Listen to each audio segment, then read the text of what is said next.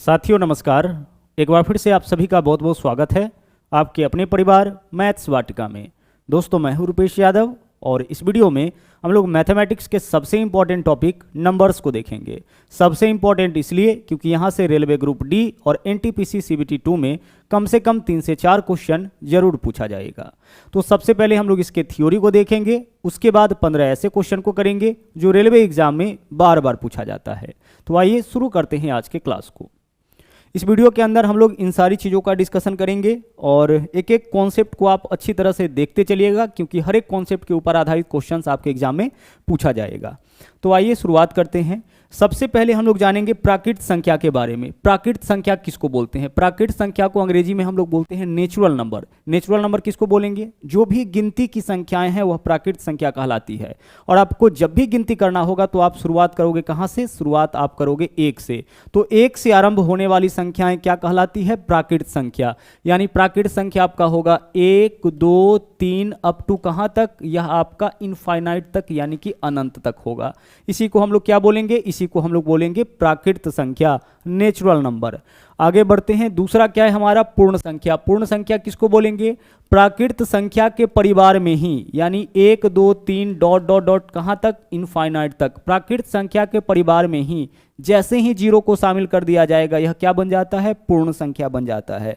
तो आपको एक ही चीज ध्यान रखना है कि प्राकृत संख्या आपका शुरू कहां से होगा? 1 से शुरू होगा। लेकिन यह पूर्ण कब हुआ? पूर्ण तब हुआ जब इसके अंदर 0 को शामिल किया गया। 0 को शामिल करने के बाद से अनंत तक संख्या बनने लगी। तो प्राकृत संख्या के परिवार में जैसे ही 0 को शामिल किया गया यह पूर्ण संख्या बन गया। इसलिए पूर्ण संख्या आपका शुरू होगा 0 से और प्राकृत संख्या आपका शुरू होगा 1 से। आगे चल के इसके ऊपर आधारित हम लोग क्वेश्चन करेंगे, वहां पे आपका कॉन्सेप्ट और क्लियर होगा। जैसे पहला 10 प्राकृत संख्या का योग पूछे तो 1 से लेकर के 10 तक का योग निकालेंगे। लेकिन पहला 10 पूर्ण संख्या का योग पूछे तो हम 0 से लेकर के 9 तक के संख्याओं का योग निकालेंगे, क्योंकि शुरू 0 से किए हैं। तो 1 से लेकर के 9 तक में 9 संख्या और 0 को शामिल करेंगे 10, यानी 0 से लेकर के 9 तक के संख्याओं का ही हम लोग योग निकालेंगे। तो ध्यान रखिएगा इन चीजों को। आगे चलिए, पूर्णांक संख्या किसको बोलते हैं? देखिए, पूर्ण संख्या को ही ऋणात्मक और धनात्मक चिन्ह के साथ अगर व्यक्त किया जाए तो यही आपका पूर्णांक संख्या कहलाता है। जैसे 0 इस तरफ हम लोग जब बढ़ते हैं तो प्लस में 1 2 अप टू कहां तक? इनफाइनाइट तक। और अगर इस तरफ हम बढ़ जाए तो -1 -2, इसको हम कहां तक ले जा सकते हैं? इनफाइनाइट तक। यही आपका क्या कहलाता है? पूर्णांक संख्या कहलाता है। पूर्णांक किसको बोलेंगे? पूर्ण संख्या को ही प्लस माइनस यानी धनात्मक और ऋणात्मक चिन्हों के साथ जब व्यक्त किया जाता है तो यही आपका पूर्णांक कहलाता है। पूर्णांक में माइनस वाला संख्या भी आएगा, 0 भी आएगा और प्लस वाला संख्या भी आएगा। क्लियर है? चलिए आगे बढ़ते हैं। अगला क्या है आपका? सम संख्या यानी कि इवन नंबर किसको बोलेंगे? जो संख्या 2 से कटेगा वो इवन नंबर सम संख्या कहलाएगा। जैसे 2 4 6 8 डॉट डॉट डॉट आगे इनफाइनाइट तक जाएगा। 2 से कटने वाली संख्याओं को हम लोग क्या बोलते हैं? 2 से जो भी संख्या कटेगा उसको हम लोग सम संख्या बोलते हैं। पहला सम संख्या 2, उसके बाद 4, उसके बाद 6, उसके बाद 8, इसी तरह से। अगला है विषम संख्या, ऑड नंबर। ऑड नंबर किसको बोलेंगे? जो संख्या 2 से नहीं कटे, जैसे 1 हो गया, 3 हो गया, 5 हो गया, 7 हो गया, अप टू कहां तक? इनफाइनाइट तक। इन संख्याओं को हम लोग क्या बोलेंगे? विषम संख्या। 2 से कटने वाला संख्या सम संख्या कहलाएगा, 2 से नहीं कटने वाला संख्या आपका विषम संख्या कहलाएगा। आगे बढ़ते हैं। अब अगला है आपका अवास्तविक संख्या या फिर काल्पनिक संख्या। काल्पनिक संख्या जिस प्रकार के संख्या का केवल कल्पना किया जा सके उसको हम लोग बोलेंगे काल्पनिक संख्या। अंग्रेजी में इसको बोलते हैं इमेजिनरी नंबर। किसको बोलेंगे? देखिए, रूट के भीतर अगर कोई संख्या नेगेटिव चिन्ह के साथ आ जाए तो यही आपका कहलाता है काल्पनिक संख्या।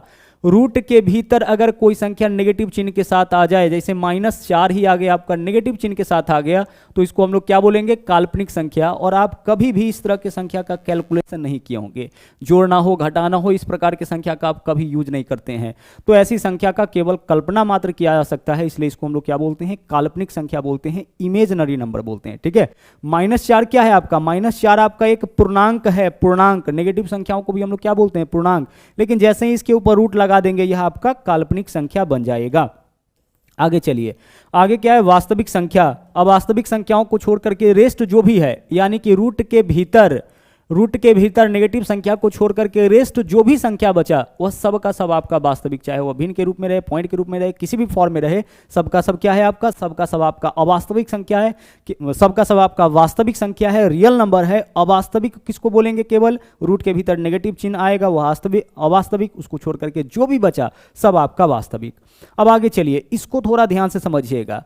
अपरिमेय संख्या और परिमेय संख्या, रेशनल नंबर इसको बोलते हैं अंग्रेजी में, और इसको बोलते हैं इरेशनल नंबर। अपरिमेय संख्या गौर से समझिएगा किसको बोलते हैं, ध्यान से समझिएगा। पाई अपरिमेय है, इसके अलावा ई अपरिमेय है, इसके अलावा रूट के भीतर वैसी संख्या जिसका वर्गमूल न निकले अपरिमेय है। साथ में दशमलव के बाद गौर से देखिएगा, अगर संख्या रिपीट करे इस तरह से 7 1 8 2 8 पॉइंट डॉट डॉट डॉट इस तरह से, तो इसको हम लोग क्या बोलेंगे, अपरिमेय संख्या बोलेंगे। कहने का यह मतलब है कि जिसको हम P/Q के रूप में, जिसको हम P/Q के रूप में यानी बट्टा के रूप में व्यक्त नहीं कर सकते हैं, वही आपका क्या कहलाता है, वही आपका अपरिमेय संख्या कहलाता है।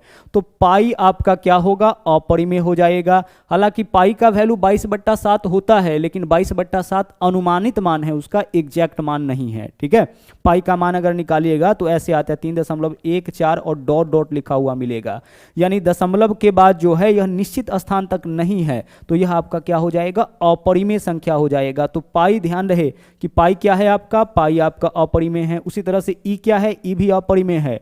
मैथमेटिक्स में आपको पढ़ना है कि ई का जो मान होता है वह आपका 2.71828 होता है, तो यह भी अपरिमेय।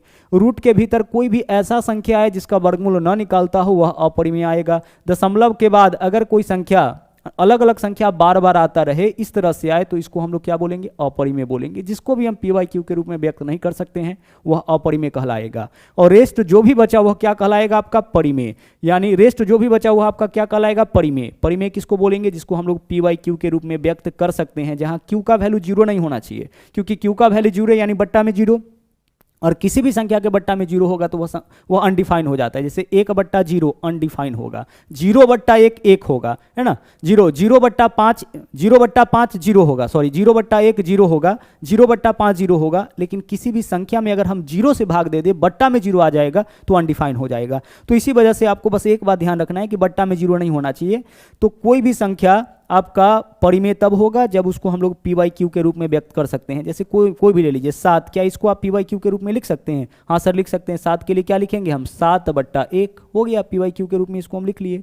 जिसको भी P/Q के रूप में लिख सकते हैं। उसी तरह से 1.73, क्या इसको P/Q के रूप में लिख सकते हैं? लिख सकते हैं। 1.73 है ना, दशमलव हटाइए, बट्टा में कितना, 00, 1/00 भिन्न के रूप में व्यक्त कर लिए। तो यह क्या हो गया, आपका अपरिमेय संख्या हो गया, सॉरी यह आपका क्या हो गया, परिमेय संख्या हो गया, P/Q के रूप में व्यक्त कर लिए। उसी तरह से अगर कोई संख्या ऐसे लिखा हुआ है 4.3333, 4.3333 डॉट डॉट डॉट डॉट, यह क्या होगा, यह भी आपका परिमेय संख्या होगा, क्योंकि इसको भी हम भिन्न के रूप में व्यक्त कर सकते हैं। देखिएगा क्या है आपका 4.3 लगातार आया है, तो लगातार आने वाली संख्याओं पे हम चढ़ाते हैं रेकरिंग, जो आगे चल के कॉन्सेप्ट है रेकरिंग। एक ही संख्या अगर लगातार आए तो उसके ऊपर लगाते हैं रेकरिंग। और रेकरिंग को भिन्न में बदलने का तरीका है कि सबसे पहले 4 लिखेंगे, दशमलव के स्थान पर 3, और एक संख्या के ऊपर से रेकरिंग हटाना हो तो बट्टा में 9, यानी एक ही संख्या अगर बार बार आएगा तो बट्टा में 9 करके लिखा जा सकता है।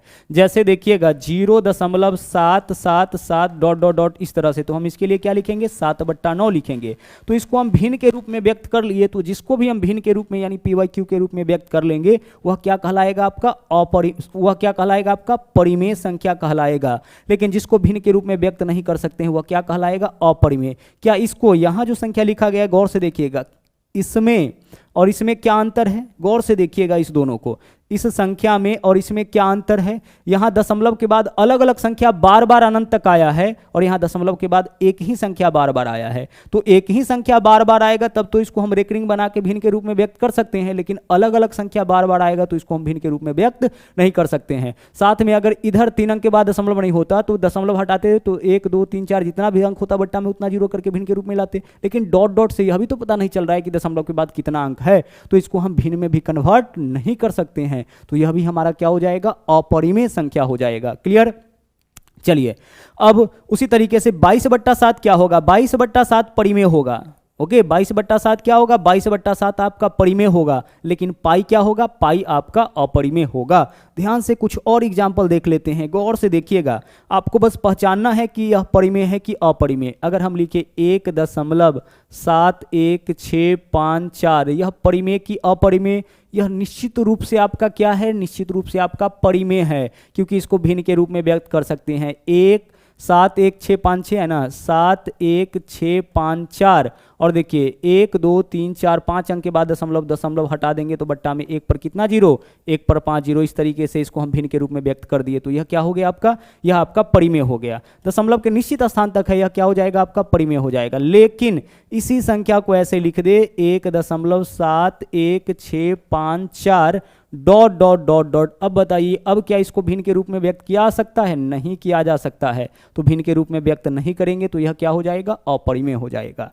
उसी तरीके से देखिए √16 परिमेय की अपरिमेय, √16 का वैल्यू निकल जाएगा, यह आपका परिमेय हो जाएगा। √17 परिमेय की अपरिमेय, √17 आपका क्या हो जाएगा, अपरिमेय हो जाएगा। इस तरह से भी संख्या मिलेगा। 2 + √3 परिमेय की अपरिमेय, देख लीजिए 2 + √3 है, यह भी आपका क्या हो जाएगा, अपरिमेय। दोनों में से कोई भी एक अपरिमेय होगा तो पूरा का पूरा व्यंजक आपका क्या हो जाएगा, अपरिमेय हो जाएगा।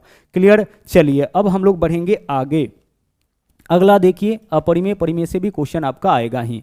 अगला क्या है आपका, अभाज्य संख्या या फिर रूट संख्या, इसको प्राइम नंबर बोलते हैं अंग्रेजी में। ठीक है, यहां से भी क्वेश्चन आपके एग्जाम में जरूर आएगा, ध्यान से समझ लीजिएगा इसको। प्राइम नंबर, इसको हिंदी में क्या बोलते हैं, अभाज्य संख्या या फिर रूट संख्या। जैसा कि नाम है इसका, अभाज्य यानी जो किसी से विभाजित न हो वह अभाज्य कहलाता है। लेकिन दुनिया का कोई भी संख्या अपने आप से तो विभाजित होगा ही, विभाजित का मतलब होता है कटेगा ही, अपने आप से कटेगा ही, एक से कटेगा ही। तो स्वयं से और एक से तो दुनिया का कोई भी संख्या कटता है, तो स्वयं और एक को छोड़कर अगर कोई संख्या और किसी भी संख्या से न कटे, स्वयं और एक को छोड़कर और किसी से न कटे, वह क्या कहलाएगा, अभाज्य कहलाएगा। जैसे पहला अभाज्य संख्या क्या है, 2, क्योंकि 2 या तो 2 से कटेगा या फिर 1 से कटेगा, यानी कि स्वयं से कटा या फिर 1 से, तो अभाज्य संख्या। दूसरा चीज, अभाज्य संख्या के न्यूनतम और अधिकतम गुणनखंडों का संख्या 2 होगा, यानी गुणनखंड का मतलब होता है काटने वाली संख्या। तो अभाज्य संख्या को कम से कम 2 और ज्यादा से ज्यादा भी 2 ही संख्या काटेगा। अभाज्य संख्या को कम से कम भी 2 संख्या और ज्यादा से ज्यादा भी कितना संख्या काटेगा, 2 ही संख्या काटेगा। तो पहला अभाज्य संख्या 2, उसके बाद कौन है 3, 3 या तो 3 से कटेगा या फिर 1 से, और किसी से नहीं तो 3 अभाज्य। उसके बाद 5 भी आपका अभाज्य, फिर 7 भी आपका अभाज्य। ध्यान रहे 9 अभाज्य संख्या नहीं है, क्योंकि 9 आपका कटेगा 1 से भी, 9 से भी और इसके अलावा 3 से भी। स्वयं और 1 के अलावा 3 से भी कट गया तब तो यह आपका अभाज्य नहीं है, क्या कहलाएगा, भाज्य। जिसका भी गुणनखंड 2 से ज्यादा आ गया, जो भी स्वयं और 1 के अलावा और किसी से कट गया वह भाज्य हो जाएगा, और स्वयं और 1 के अलावा और किसी से नहीं कटा तो अभाज्य हो जाएगा। तो 9 नहीं होगा तो अगला क्या होगा, 11। इन संख्याओं को हम लोग क्या बोलते हैं, अभाज्य संख्या बोलते हैं, और ढेर सारा संख्या होगा, इन संख्याओं को हम लोग बोलेंगे अभाज्य संख्या। अब क्वेश्चन देख लीजिए क्या क्या पूछा जाता है। सबसे छोटा अभाज्य संख्या, आंसर हमारा 2 होगा। सबसे छोटा अभाज्य संख्या क्या आंसर करेंगे, 2 करेंगे। वह कौन सी अभाज्य संख्या है जो सम है, तो 2 ही एकमात्र अभाज्य संख्या है जो सम है, इसके अलावा कोई भी आपका अभाज्य संख्या ऐसा नहीं है जो कि सम है। रेस्ट सभी क्या है, रेस्ट सभी विषम है, क्योंकि सम होने के लिए 2 से कटना पड़ेगा, और स्वयं में और 1 के अलावा जैसे ही 2 से कटा तो वैसे ही वो आपका क्या हो जाएगा, भाज्य हो जाएगा।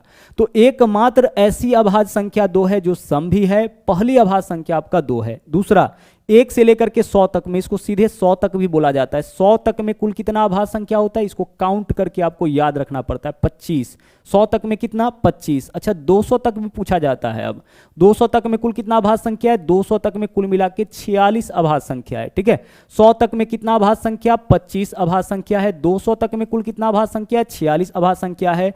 और 50 तक में कुल कितना अभाज्य संख्या, 50 तक में आपका कुल मिला के 15 अभाज्य संख्या है। और क्वेश्चन कभी कभी ऐसे ही पूछा जाता है कि 50 से 100 तक में कितना, तो देखिए 1 से 100 तक में 25 और 50 तक में 15, तो रेस्ट जो आपका 10 बचा, यह अभाज्य संख्या हो जाएगा 50 से 100 के बीच। तो फिर से देख लीजिए, 100 तक में कुल 25 अभाज्य संख्या, 200 तक में 46 अभाज्य संख्या, 50 तक में 15 अभाज्य संख्या, और 50 से 100 के बीच में कुल कितना अभाज्य संख्या, 10 अभाज्य संख्या होगा। क्लियर।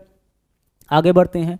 अगला है आपका भाज्य संख्या। जैसा कि नाम है भाज्य, यानी जो विभाजित हो जाएगा वह भाज्य कहलाएगा। तो 1, अच्छा 1 को कहां रखेंगे, एक को क्या भाज्य में रखेंगे? नहीं। अभाज्य में भी नहीं। तो एक न तो भाज्य होता है न ही अभाज्य। भाज्य कब होता? जब दो से अधिक संख्या से कटता, तो एक तो केवल एक से कटता है। अभाज्य कब होता? जब कम से कम दो से। अभाज्य का भी कंडीशन है कि कम से कम और ज्यादा से ज्यादा दो संख्या से कटना चाहिए। तो यह अभाज्य में भी नहीं रखा जाएगा, भाज्य में भी नहीं रखा जाएगा, क्योंकि दोनों में से किसी के भी प्रॉपर्टी को फॉलो नहीं करता है। तो एक न तो भाज्य न ही अभाज्य। दो क्या होगा? अभाज्य। तीन क्या है? अभाज्य। चार क्या है? भाज्य, क्योंकि एक और चार के अलावा यह दो से भी कट जाता है। तो पहला भाज्य संख्या कौन हो जाएगा? चार। जो स्वयं और एक के अलावा अन्य किसी से भी कटे वह कहलाएगा भाज्य संख्या। तो पहला अभाज्य संख्या होगा दो, लेकिन पहला भाज्य संख्या आपका होगा चार। आगे चलिए, अगला क्या है? जुड़वा अभाज्य संख्या। इसको हम लोग अंग्रेजी में बोलते हैं ट्विन। जुड़वा का अंग्रेजी क्या होता है? ट्विन। और अभाज्य यानी कि प्राइम नंबर। यहां से भी क्वेश्चंस आते हैं। जुड़वा अभाज्य संख्या किसको बोलेंगे? उन दो अभाज्य संख्याओं को बोलेंगे ना जिसके बीच में दो का अंतर हो। जुड़वा का मतलब ही दो से होता है। तो जिन अभाज्य संख्याओं के बीच में दो का अंतर हो, ध्यान रखिएगा, दोनों का दोनों अभाज्य संख्या हो और अंतर दो का।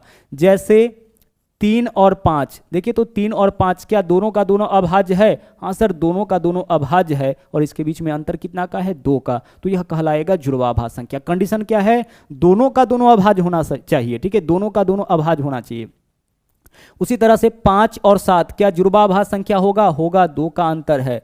उसी तरीके से 91 और 93 क्या जुड़वा अभाज्य संख्या होगा? नहीं होगा, क्योंकि 93 अभाज्य संख्या नहीं है। देखिए 93 9 3 12, यह आपका 3 से कट जाएगा। 93 कितना से कट जाता है? 3 से कट जाता है। तो 3 से कट गया तो अंतर 2 का जरूर है, लेकिन दोनों का दोनों अभाज्य नहीं है। इस वजह से यह जुड़वा अभाज्य संख्या नहीं होगा। ऑप्शन भी आपको इसी तरीके से मिलेगा।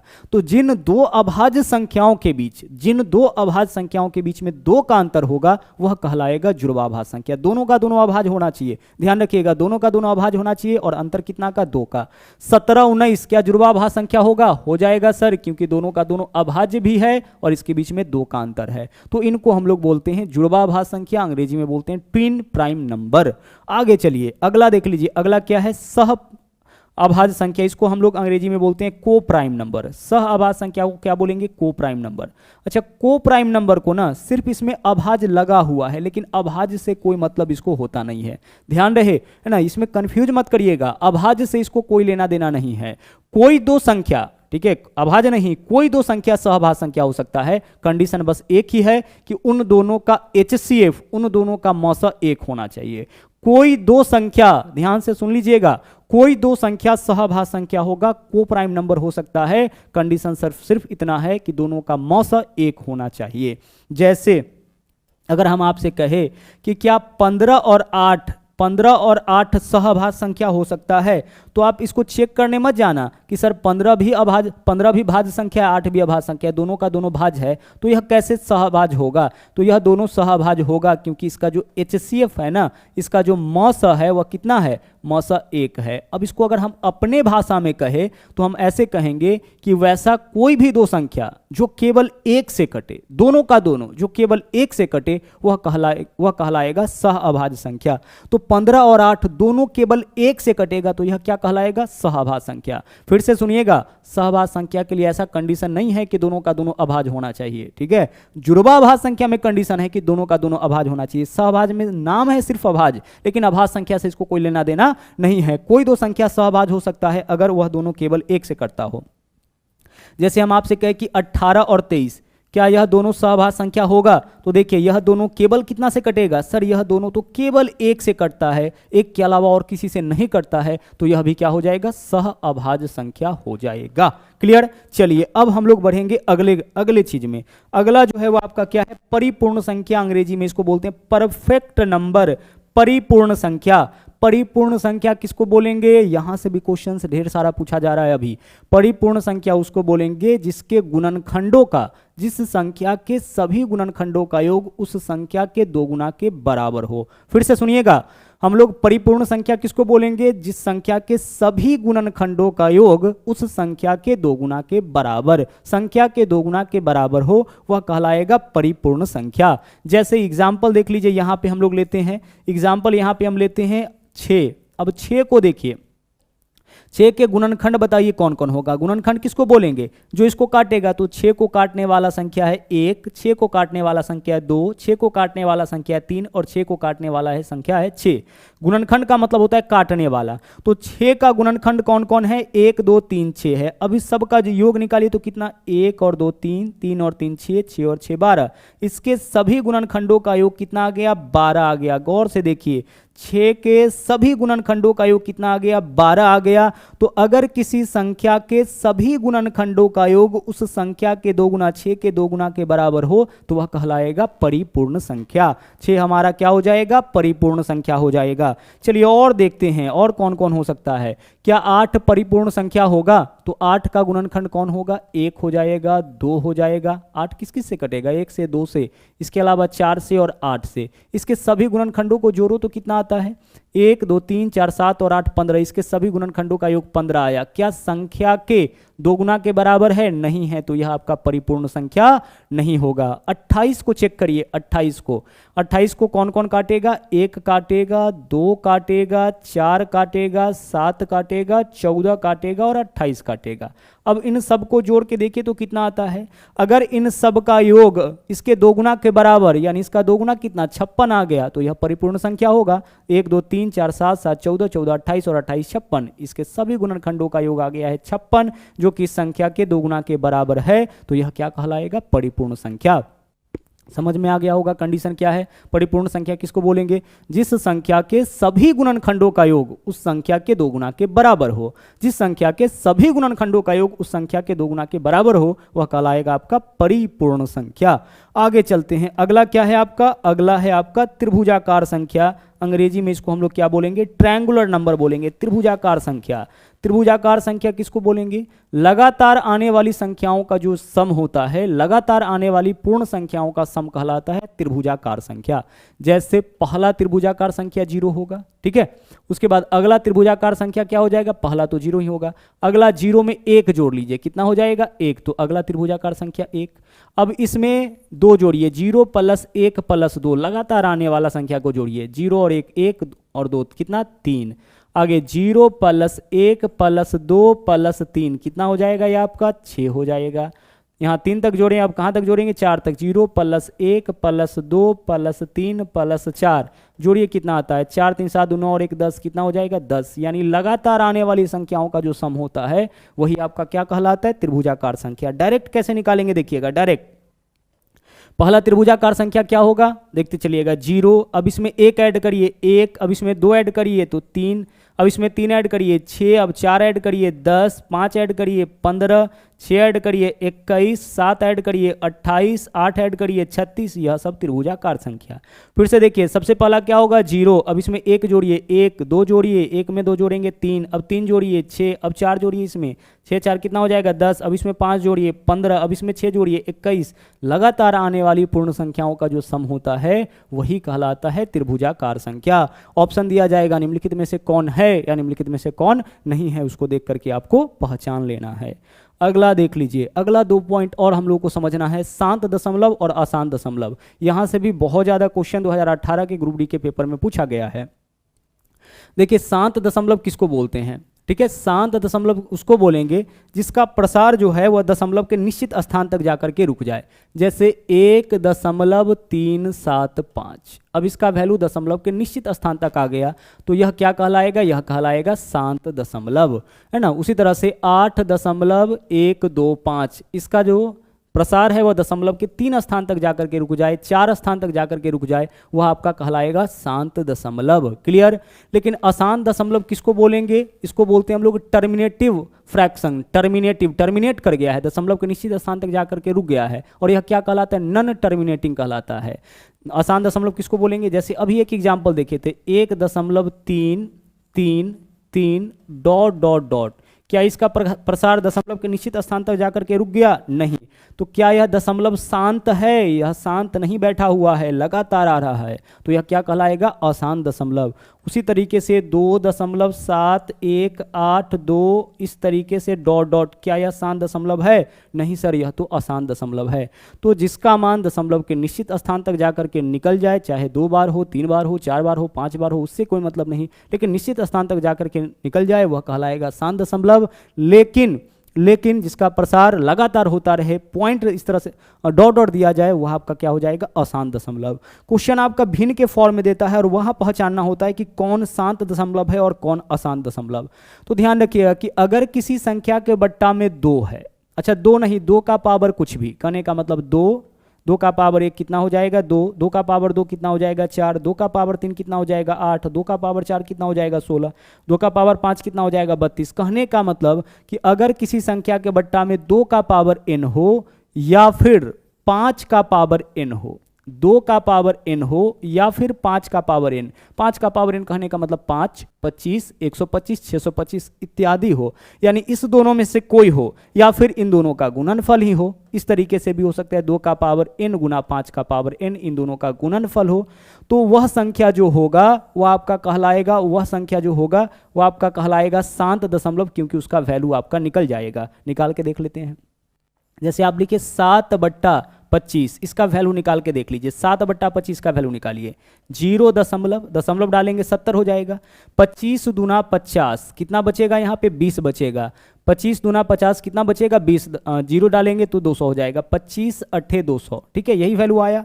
यानी कि इसका जो मान है वह दशमलव के निश्चित स्थान तक निकल गया, क्योंकि बट्टा में देखिए क्या है? 25 क्या है? 5 का स्क्वायर, तो 5 के पावर n, बट्टा में अगर 5 का पावर n है तो उसका मान दशमलव के निश्चित स्थान तक जरूर निकलेगा, और अगर मान निकल गया तो वह क्या कहलाएगा? शांत दशमलव कहलाएगा। लेकिन अगर हम भाग कर लेना इसी संख्या में, 7 में भाग कर लेते हैं 3 से, अब देखिए 3 से भाग करके, 3 दूना 6 हो जाएगा, क्या बचेगा? 1 बचेगा, दशमलव दिए 0, 3 तिया 9, 1 फिर 3 तिया 9, यह आपका आता जाएगा लगातार, ठीक है। तो यह क्या हो गया आपका? यह अशांत दशमलव हो गया, नॉन टर्मिनेटिव हो गया। उसी तरीके से अगर हम 7 में भाग करें 2 से भाग करके देख लीजिए कितना आ जाएगा? 3.5 आ जाएगा, दशमलव के निश्चित स्थान तक जाकर के रुक गया। तो बट्टा में देखिए 5 का पावर n हो या 2 का पावर n हो, उसका मान दशमलव के निश्चित स्थान तक जाकर के निकल जाएगा। लेकिन इसके अलावा अगर कोई दूसरा हो तो उसका मान जो है वह दशमलव के निश्चित स्थान तक जाकर के नहीं रुकेगा, वह हो जाएगा नॉन टर्मिनेटिव। तो भिन्न के फॉर्म में देगा तो पहचान क्या हुआ?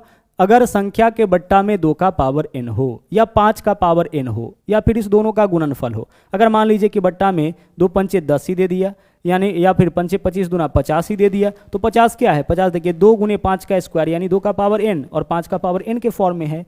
तो बट्टा में या तो 2 हो या 5 हो या दोनों का कॉम्बिनेशन हो केवल, तो वह जो संख्या होगा वह आपका शांत दशमलव होगा, रेस्ट जो भी होगा वह आपका क्या होगा? अशांत दशमलव होगा। क्लियर है? चलिए अब हम लोग फटाफट से क्वेश्चन कर लेते हैं। देखिएगा यहाँ पे पहला क्वेश्चन क्या है? सबसे छोटी अभाज्य संख्या, क्या आंसर करेंगे हम लोग? विकल्प ए 2 हो जाएगा। आगे बढ़िए, ऐसी कितनी अभाज्य संख्याएं जो सम है? तो ऐसा तो एक ही है ना, है कौन? है तो 2। इस सवाल में भी कंफ्यूजन होता है, ध्यान रखिएगा। ऐसी कितनी, यानी इसका संख्या पूछ रहा है, कुल ऐसा कितना संख्या है अभाज्य संख्या जो सम भी है? तो ऐसा तो एक ही है, वह है कौन? है 2, लेकिन है कौन? मतलब इसकी संख्या कितनी है? 1। तो हम लोगों से इसकी संख्या पूछा है कि ऐसा कितना भाज्य संख्या है, तो ऐसा 1 गो है, ठीक है। चलिए बढ़ते हैं अगले क्वेश्चन में। सबसे छोटी भाज्य संख्या, भाज्य है, क्या आंसर करेंगे? 4। आगे बढ़ते हैं, निम्नलिखित में से परिपूर्ण संख्या खोजिए। परिपूर्ण संख्या क्या हो जाएगा? 28, जिसके गुणनखंडों का योग, जिस संख्या के गुणनखंडों का योग उस संख्या के 2 गुना के बराबर। 28 का गुणनखंड क्या होगा? 1 हो जाएगा, 2 हो जाएगा, 4 हो जाएगा, 7 होगा, 14 होगा, 28 होगा। इन सबको जोड़ के देखिए कितना हो जाएगा? 56 इस संख्या के 2 गुना के बराबर आ जाएगा। तो यह हमारा क्या होगा? परिपूर्ण संख्या। अभी जस्ट देखे हैं अच्छी तरह से। 100 तक में कुल कितना अभाज्य संख्या होगा? आंसर 25 हो जाएगा। आगे बढ़िए, अगला क्वेश्चन क्या है? 50 तक में कुल कितना अभाज्य संख्या? 15 हो जाएगा। आगे बढ़ते हैं, अगला क्या है? 50 से 100 तक के बीच में कितना? 10 अभाज्य संख्या हो जाएगा। बढ़ते चलिए, अगला क्वेश्चन क्या है? सह अभाज्य संख्या किसको बोलेंगे? जिन 2 संख्या, अभाज्य नहीं, जिन दो संख्या कोई दो संख्या का HCF अगर 1 होगा या कोई दो ऐसा संख्या जो केवल 1 से कटेगा वह कहलाएगा सहभाज्य संख्या। यह दोनों 3 से कटेगा, नहीं होगा। यह दोनों भी 3 से कट जाएगा, नहीं होगा। यह दोनों 5 से कटेगा, नहीं होगा। यह दोनों केवल 1 से कटेगा, यह आपका सहभाज्य। कोई जरूरी नहीं है इसको अभाज्य होना, ठीक है। कोई दो संख्या जो केवल 1 से कटेगा वह हो जाएगा सहभाज्य संख्या यानी को प्राइम नंबर। अगला जुड़वा। अच्छा, जुड़वा अभाज्य संख्या में क्या होना चाहिए? अभाज्य होना ही चाहिए। 2 के अंतर वाला अभाज्य होना ही चाहिए। तो 15 19 ये तो अभाज्य है ही नहीं। 15 19 23 इसमें तो 4 का अंतर है। 17 19 हो जाएगा, दोनों का दोनों अभाज्य है और 2 का अंतर। 91 93 यह तो अभाज्य है ही नहीं, अंतर 2 का है। 91 93 बट 93 भाज्य संख्या है क्योंकि यह 3 से आपका कट जाता है। तो जुड़वा भाज्य संख्या कौन है? 17 और 19 है। आगे बढ़ते हैं। अगला त्रिभुजाकार संख्या, लगातार आने वाली संख्याओं का सम त्रिभुजाकार संख्या कहलाता है। तो पहला 0, 0 में 1 जोड़िए 1, 1 में 2 जोड़िए 3, 3 में 3 जोड़िए 6। त्रिभुजाकार संख्या कौन है? 6। आंसर हमारा हो गया 6। आगे बढ़िए, अगला क्वेश्चन देखिए, निम्न में कौन अपरिमेय है? अपरिमेय संख्या, देखिए इसको हम लोग भिन्न के रूप में व्यक्त कर सकते हैं। तो यह तो आपका परिमेय हो जाएगा, हमें अपरिमेय खोजना है। यह भी आपका परिमेय है, इसको भी हम लोग भिन्न के रूप में व्यक्त कर सकते हैं रेकरिंग डाल करके। यह तो आपका 7/9 है, रेकरिंग डाल दीजिएगा, हो जाएगा। लेकिन दशमलव के बाद अलग अलग संख्या आया है, इसको हम p/q के रूप में नहीं लिख सकते हैं। इसको भी p/q के रूप में लिख सकते हैं, आगे जब रेकरिंग पढ़िएगा तो कर सकते हैं। 1.3 के ऊपर रेकरिंग हटाना है, बट्टा में 9 हो गया, भिन्न के रूप में लिख दिए। हम इसको भिन्न के रूप में व्यक्त नहीं कर सकते क्योंकि दशमलव के बाद कितना अंक है हमें पता ही नहीं है। तो 1 के बट्टा में कितना जीरो देंगे क्लियर नहीं है। तो यह आपका क्या हो जाएगा? अपरिमेय संख्या हो जाएगा। आगे देखिए, सबसे छोटी भाज्य और सबसे छोटी अभाज्य संख्याओं का HCF यानी कि मौसा। तो सबसे छोटी भाज्य संख्या क्या है? 2, और सबसे छोटा अभाज्य संख्या 2 और सबसे छोटा भाज्य संख्या 4। इस दोनों का HCF निकालिए। दोनों को काटने वाला सबसे बड़ा संख्या कौन है? 2। यही इस दोनों का महत्तम समावर्तक HCF यानी कि मौसा। सबसे यह क्वेश्चन पूछा गया है 2018 के एग्जाम में, सबसे छोटी भाज्य और सबसे छोटी अभाज्य संख्या का मौसा कितना? 2 हो जाएगा। आगे बढ़िए, अगला क्वेश्चन, शांत दशमलव कौन है? शांत दशमलव हमें खोजना है। देखिए शांत दशमलव कौन हो जाएगा? विकल्प सी, जिसके बट्टा में 2 का पावर n हो या 5 का पावर n हो या दोनों का गुणनफल हो। तो 16 देखिए क्या है? 2 का पावर 4 है। 2 का पावर 4, तो बट्टा में 2 का पावर 4 है, वह आपका क्या हो जाएगा? शांत दशमलव हो जाएगा, टर्मिनेटिव हो जाएगा। अगला अशांत। अशांत कौन होगा? देखिए यहाँ पे 2 का पावर 4 है, शांत हो जाएगा। 5 है, शांत हो जाएगा। 2 का पावर 6 और 5 है, शांत हो जाएगा। इसके बट्टा में देख लीजिए, इसके बट्टा में 2 का पावर n या 5 का पावर n या दोनों का गुणनफल नहीं है, तो यह आपका अशांत दशमलव हो जाएगा। इसका मान लगातार आते जाएगा, पॉइंट के बाद लगातार चलता जाएगा। आगे बढ़ते हैं। अगला देख लीजिए, प्रथम 10 पूर्ण संख्याओं का औसत क्या होगा? तो पहला पूर्ण संख्या क्या है? 0, और अंतिम पूर्ण संख्या क्या होगा? 9। अब इसका औसत निकालिए, 0 + 9/2। लगातार आने वाली संख्याओं का औसत होता है फर्स्ट प्लस लास्ट बाई 2। तो 0 और 9 9/2 कितना हो जाएगा? 4.5। ध्यान रखिएगा, लगातार आने वाली संख्या का जो औसत होता है ना, वह पहला प्लस अंतिम बट्टा 2, फर्स्ट प्लस लास्ट बाई 2 होता है। तो पूर्ण संख्या बोला है तो पहला पूर्ण संख्या क्या होगा? 0। अब 0 से शुरू किए हैं तो आखिर आपका कहाँ हो जाएगा? लास्ट कहाँ कर जाएगा? 9 तक में ही 10 संख्या हो जाएगा, क्योंकि 1 से शुरू करते तभी तो 10 तक में 10 संख्या होता। और इसका औसत क्या है? 1 + 10/2, 5.5 कब होता? जब पहला 10 प्राकृत संख्या बोलता। लेकिन पहला 10 पूर्ण संख्या बोला है, तो पूर्ण संख्या शुरू आपका 0 से ही हो जाता है और आखिर कहाँ हो जाएगा? 9 तक में ही आखिर हो जाएगा, क्योंकि 1 से लेकर के 10 तक में 10, अगर 0 से शुरू किए हैं तो 9 तक में ही 10 संख्या, फर्स्ट प्लस लास्ट बाई 2, औसत 4.5। विकल्प ए जो है वो आपका इस क्वेश्चन का आंसर हो जाएगा। ठीक है, चलिए, तो इतना ही क्वेश्चन था, लेकिन एक क्वेश्चन बहुत ही ज़्यादा इंपॉर्टेंट था। हर एक क्वेश्चन को आप अच्छी तरह से देखिएगा, और साथ में अगर आप हमारे साथ पेड बैच में जुड़ना चाहते हैं तो इसके लिए आपको प्ले स्टोर से ना मैथ्स वाटिका एप्लीकेशन को डाउनलोड करना होगा। उस एप्लीकेशन के ऊपर मैथ और रीजनिंग दोनों का ही फाउंडेशन कोर्स चल रहा है। प्रत्येक बैच का फी वहाँ पे 350 रुपये है। उसको करके आप उस बैच को ज्वाइन कर सकते हैं। तो चलिए, आज के लिए इतना ही। वापस मुलाकात होगी अगले दिन फिर से एक नए वीडियो में, फिर से एक नए कॉन्सेप्ट के साथ। तो मिलते हैं अगले क्लास में। थैंक यू, जय हिंद।